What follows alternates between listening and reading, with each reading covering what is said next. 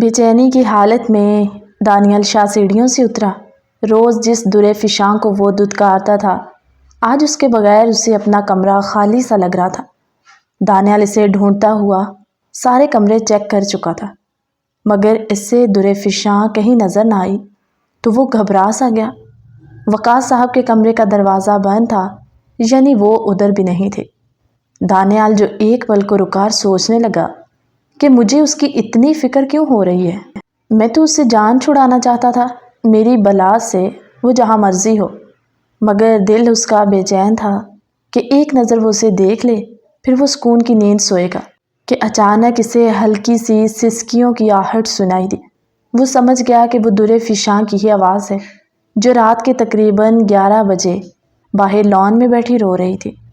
اتنی سردی اور رات کا وقت تھا، درِ فشاں جو ٹھٹھرتی ہوئی خود میں ہی سمٹتی جا رہی تھی۔ دانیال نے بڑے بڑے قدم اٹھائے اور اس کے پاس جا کر بولا، تم یہاں اتنی سردی میں کیا کر رہی ہو، جبکہ سب گھر والے اپنے اپنے کمروں میں ہیں؟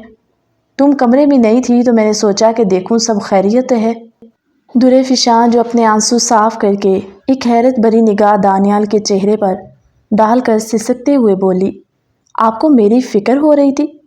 وہ معصوم سے لہجے میں بولی تو دانیال بولا، وہ میں پانی لینے نیچے کچن میں آیا تھا تو تمہاری آواز سنی رونے کی تو یہاں چلا آیا۔ یہ سن کر درِ فشاں کا چہرہ اتر سا گیا۔ اسے لگا تھا کہ دانیال اس کی فکر میں آیا، مگر خیر وہ اٹھ کر اندر آئی، ٹی وی لاؤنج کے صوفے پر لیٹ گئی اور بولی، آپ چاہیں میں ادھر ہی سو جاؤں گی۔ دانیال جس کا دل اب نرم پڑنے لگا تھا، لیکن وہ ظاہر نہیں کرنا چاہتا تھا۔ درِ فشاں جو باپ کے غم میں روتی ہوئی لیٹ گئی کہ جانے کب اس کی آنکھ لگ گئی۔ دانیال جو اس سے کہہ بھی نہ سکا کہ کمرے میں آؤ، کیونکہ اتنا برا سلوک جو کر رہا تھا اس کے ساتھ۔ وہ روز فرش پر سوتی تھی، مگر کبھی زبان سے شکوہ نہ کیا تھا۔ دانیال جو کمرے میں گیا، بیڈ پر لیٹا سونے کی کوشش کر رہا تھا، مگر آج وہ درِ فشاں کو بہت یاد کر رہا تھا۔ اسی طرح اس کی بھی آنکھ لگ گئی۔ صبح فجر کا وقت ہوا، درِ فشاں اٹھی اور فجر کی نماز پڑھنے لگی کہ اسے جائے نماز نہ ملا، اور اس وقت وہ کسی کو ڈسٹرب بھی نہیں کرنا چاہتی تھی، اس لیے مجبوراً اسے اپنے کمرے میں جانا پڑا۔ وہ جب دروازہ کھول کر اندر داخل ہوئی تو دانیال بالکل نیند میں گم تھا۔ درِ فشاں نے نماز پڑھی کہ اسے اونگ سی آ گئی اور وہ وہیں جائے نماز پر بیٹھی صوفے سے ٹیک لگائے سو گئی۔ صبح ہوئی، دانیال اچانک اٹھ کر بیڈ سے اترا تو سامنے زمین پر درِ فشاں کو سوتا ہوا دیکھا تو حیران ہو کر اس کے پاس آ گیا۔ ایک پل کو وہ درِ فشاں کے چہرے پر نظریں جمائے کافی دیر اسے دیکھتا رہا۔ آج وہ درِ فشاں کو اپنے دل کی نظروں سے دیکھ رہا تھا، جو اس وقت سوتے ہوئے ایک معصوم سی بچی لگ رہی تھی۔ رونے کی وجہ سے اس کی ناک اور آنکھیں سرخ ہو رہی تھی اور سردی سے وہ وہیں کپ کپاتی ہوئی سمٹی سی تھی کہ جب دانیال نے اسے باہوں میں اٹھایا تو اچانک درِ فشاں کی آنکھ کھل گئی۔ وہ ایک دم سہم کر بولی، دانیال مجھے معاف کر دے، میں بس نماز پڑھنے آئی تھی، اب مجھ پر غصہ نہیں کرنا۔ وہ اس کی گود میں سینے میں منہ چھپائے بول رہی تھی، پلیز میری کوئی غلطی نہیں، آپ مجھے ڈانٹیے گا نہیں۔ دانیال نے اسے بیڈ پر لٹایا اور اس کا ہاتھ پکڑ کر اس سے بات کرنے لگا تو اسے احساس ہوا کہ وہ بخار میں تپ رہی ہے۔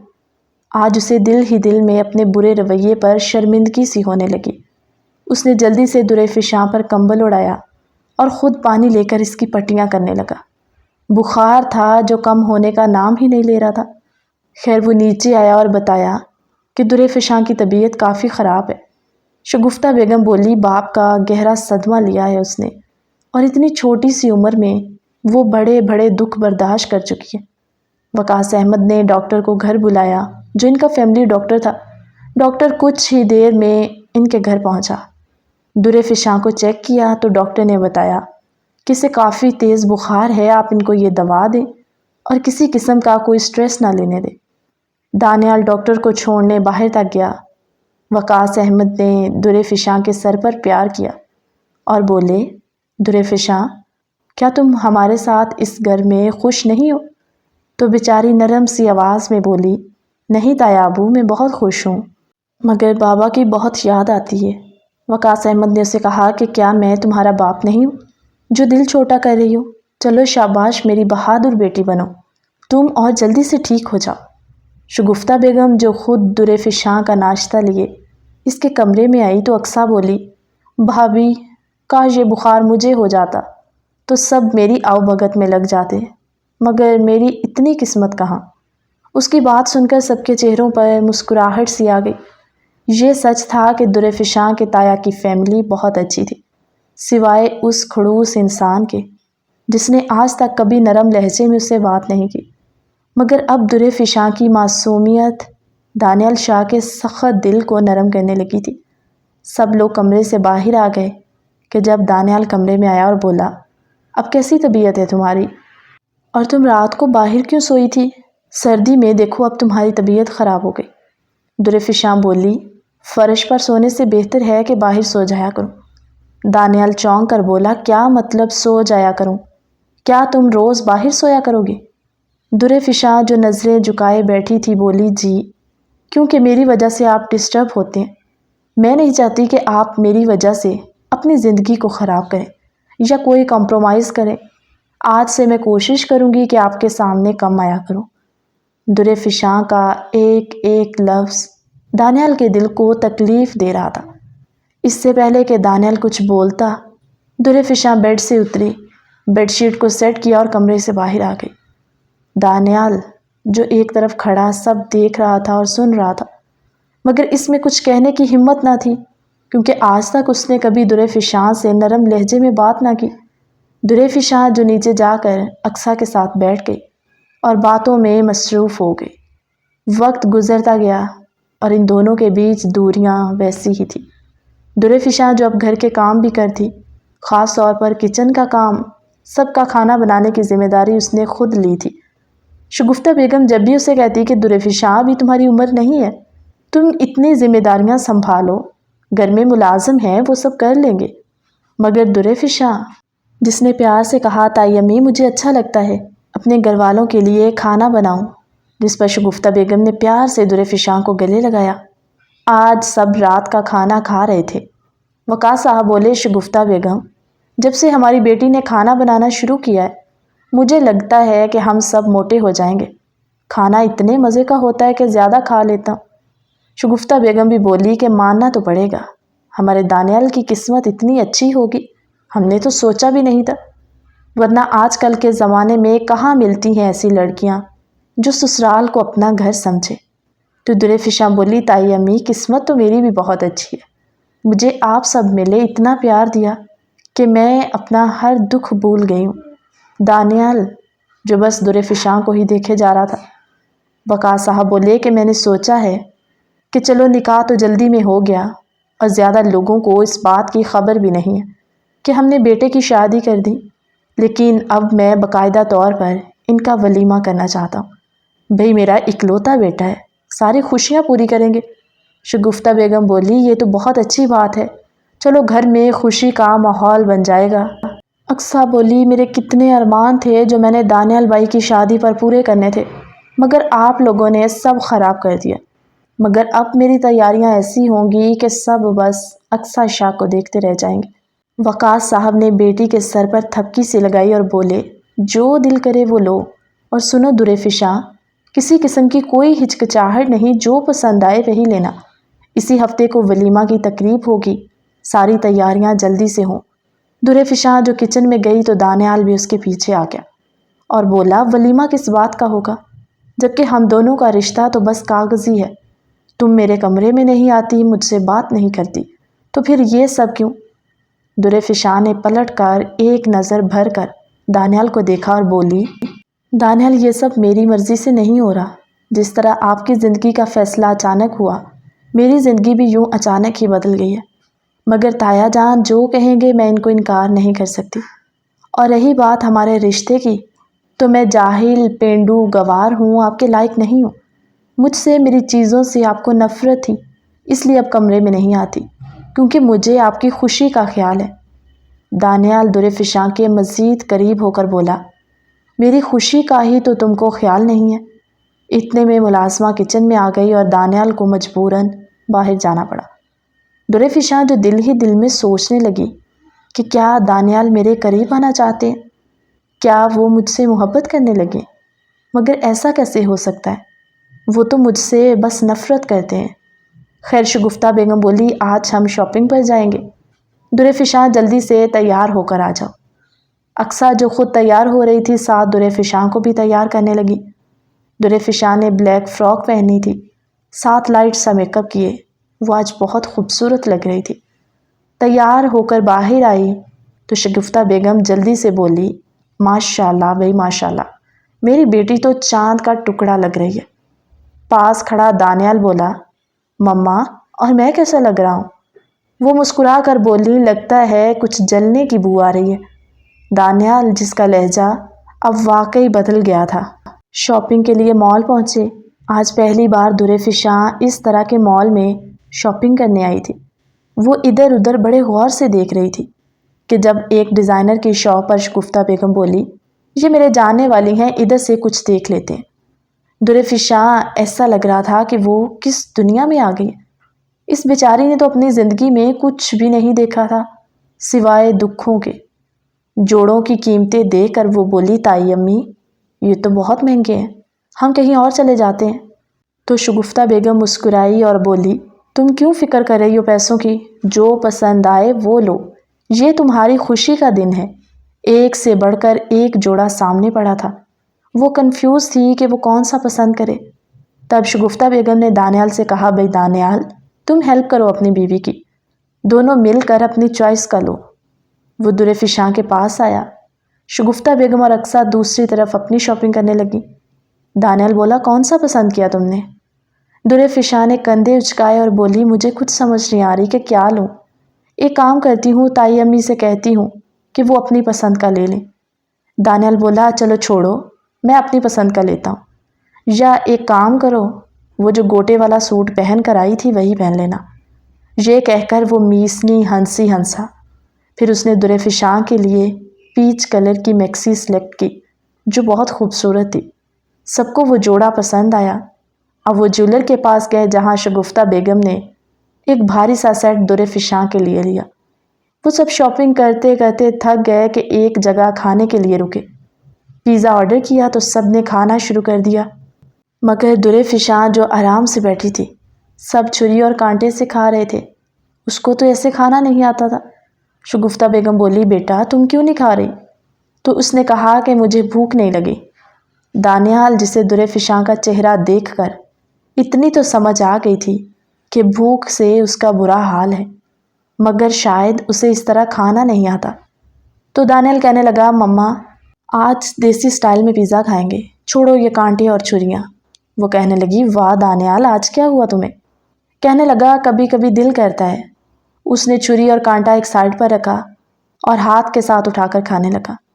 ساتھ بیٹھی در فشاں کو کوہنی سی ماری اور بولا، کھاؤ نا تم بھی۔ یہ کہہ کر اس نے در فشاں کی پلیٹ میں پیزا رکھا تو وہ اب کھانے لگی اور دانیال کو دیکھے جا رہی تھی کہ وہ کیسے اس کی بات کو سمجھ گیا۔ خیر شام ہو گئی تو وہ لوگ کافی تھک گئے تھے۔ گھر آئے سب لوگ آرام کرنے کمروں میں چلے گئے۔ در فشاں جو چیزیں سمیٹ رہی تھی کہ اچانک دانیال نے اسے کہا کہ میری کافی لے کر آؤ۔ آج پہلی بار اس نے اس طرح در فشاں کو اپنا کام کہا۔ وہ کچن میں گئی، کافی بنائی اور دانیال کو دینے کمرے میں چلی گئی۔ جب سامنے صوفے پر بیٹھے دانیال نے کہا، تمہارا کپ کدھر ہے؟ وہ بولی، بس آپ کے لیے لائی ہوں۔ دانیال بولا، چلو آدھی تم پی لو آدھی میں پی لوں گا، ویسے بھی جھوٹا کھانے سے پیار بڑھتا ہے۔ در فشاں جو حیرانگی سے دانیال کو دیکھتی ہوئی بولی، آپ وہی دانیال ہے نا؟ یہ نہ ہو میرے دل میں کوئی جذبات پیدا ہوں اور پھر آپ اپنی انا کے نیچے میری جذبات کو روند ڈالیں۔ مجھ میں اور ہمت نہیں رہی، اس لیے جو جیسا چل رہا ہے آپ چلنے دیں۔ دانیال جس کے دل میں اب جذباتوں کا طوفان امڑ رہا تھا، اس میں یہ ہمت نہیں تھی کہ وہ ڈائریکٹ در فشاں سے اپنی محبت کا اظہار کرے۔ خیر وہ کافی کا کپ دے کر جانے لگی تو دانیال نے اس کا ہاتھ پکڑ لیا۔ در فشاں جو کرنٹ سا کھا گئی اور بولی، یہ کیا حرکت ہے؟ دانیال شاہ اپنی اکڑ کو ایک طرف کرتے ہوئے بولا، در فشاں میں مانتا ہوں میں نے تمہارے ساتھ غلط کیا، تمہارا اس سب میں کوئی قصور نہیں تھا، مگر تم مجھے جو سزا دو گی مجھے قبول ہے، مگر مجھ سے یوں بات کرنا ترک مت کرو۔ مجھے تم سے تمہاری معصومیت سے محبت ہو گئی ہے۔ اصل خوبصورتی تو انسان کے دل کی ہوتی ہے، اور تمہارا دل پاک صاف ہے، تم بہت معصوم ہو۔ جب سے تم نے میرے کمرے میں آنا چھوڑ دیا ہے، مجھے اب یہ کمرہ اچھا نہیں لگتا، اس لیے بہانے سے تمہارے قریب آتا ہوں تاکہ تم سے بات کر سکوں، مگر تم ہر وقت مجھ سے ڈری سہمی رہتی ہو۔ میں کوئی جلاد تو نہیں ہوں؟ در فشاں جس کی آنکھوں سے پھر سے آنسو بہنے لگے، اور وہ دانیال کے چہرے کو دیکھ رہی تھی۔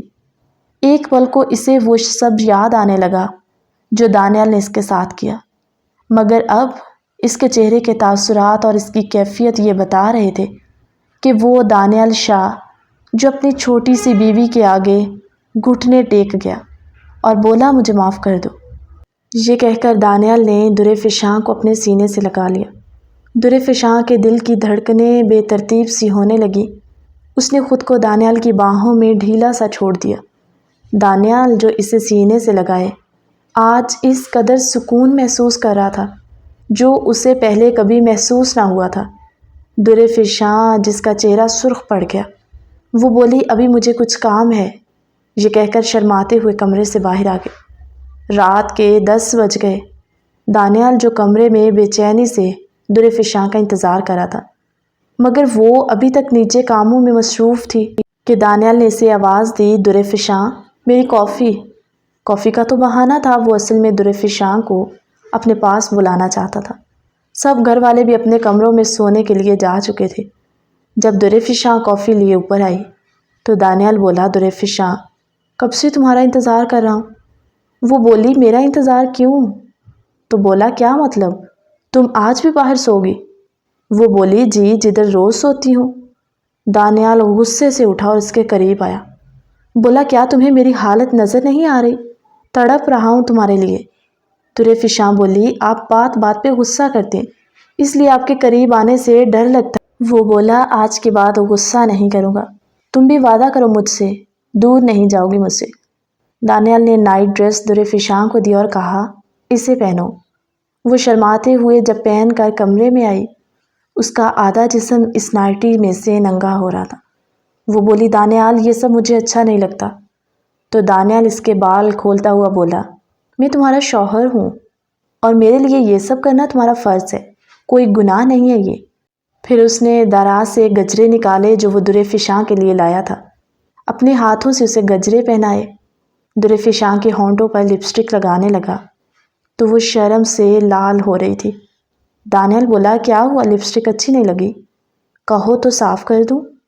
یہ کہہ کر وہ اس کے ہونٹوں پر اپنے ہونٹ رب کرنے لگا کہ در فشاں جو بالکل چپ تھی، دانیال کا یوں قریب آنا اسے بھی اچھا لگ رہا تھا کہ دانیال نے اسے گود میں اٹھایا اور بیڈ پر بٹھا کر کہنے لگا 1 منٹ رکو۔ پھر اس نے اپنی جیب سے ڈائمنڈ رنگ نکالی اور در فشاں کے سامنے کی، بولا کیسی لگی، تمہارے لیے لی ہے، آج 3 دن سے جیب میں ڈالے گھوم رہا ہوں، ہمت نہیں ہو رہی تھی کہ کس طرح تمہارے قریب آؤں، تم سے معافی مانگو، خیر ادھر کرو اپنا ہاتھ۔ دانیال نے اسی انگوٹھی پہنائی تو در فشاں نم سے لہجے میں بولی دانیال مجھے بے شک یہ سب نہ دو، یہ مہنگے تحفے تحائف، بس ایک بات کا خیال رکھنا کبھی مجھے دھوکہ مت دینا، میں ساری زندگی آپ کو کسی شکایت کا موقع نہیں دوں گی۔ دانیال نے روم کی لائٹ آف کی۔ ہلکی سی مدھم روشنی میں وہ دونوں ایک دوسرے میں گم سے تھے۔ آج شادی کے اتنی دیر بعد وہ ایک دوسرے کے قریب ہوئے اور ازدواجی تعلق قائم کیا۔ در فشاں صبح اٹھ کر تیار ہو رہی تھی کہ آج اس کے چہرے کی چمک ہی الگ تھی۔ رات کو ولیمہ تھا۔ دانیال جو بیڈ سے اترا اور در فشاں کو پیچھے سے ہگ کرتا بولا کتنا پاگل تھا میں جو اپنی خوبصورت سی بیوی سے اتنا دور رہا، خیر آج ولیمہ ہے، بہت انجوائے کریں گے، اور ایک سرپرائز بھی تمہارے لیے ہے، وہ میں ولیمے کے بعد دوں گا۔ آج شادی کے بعد پہلی دفعہ تھا کہ وہ دونوں ایک ساتھ کمرے سے باہر مسکراتے ہوئے آئے تھے۔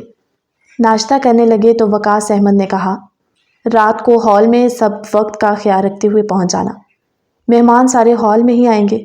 ولیمے کی تقریب میں سب نے دانیال اور در فشاں کی جوڑی کی تعریف کی اور کہا کہ دونوں ساتھ میں بہت اچھے لگ رہے۔ در فشاں نے پیچ کلر کی میکسی پہنی ہوئی تھی دانیال نے بلیک کلر کا 3 پیس پہنا تھا، وہ بھی بہت ہینڈسم لگ رہا تھا۔